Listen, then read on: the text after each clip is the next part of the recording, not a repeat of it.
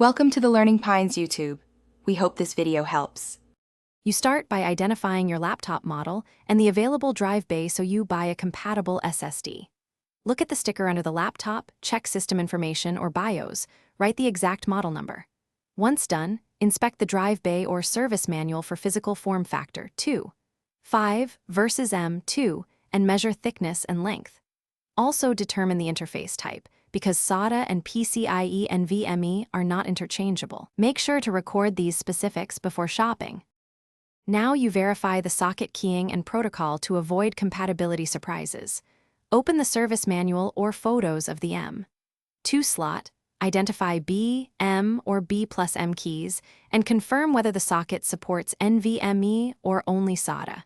If using a 2.5 drive, make sure a SATA port and power cable are present. Once done, check the BIOS or UEFI release notes for NVMe boot support and any maximum drive size or firmware restrictions, because that determines whether your system will recognize. Finally, select an SSD that matches the form factor, interface, and M2 keying you confirmed. Prioritize NVMe for faster performance if supported. Before installing, back up your data and update the BIOS or UEFI to the latest version. This avoids recognition issues.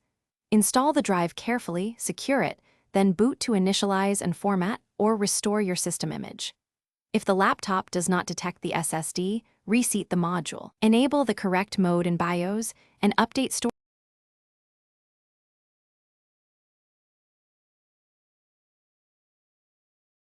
Thanks for watching. Consider subscribing if we helped you.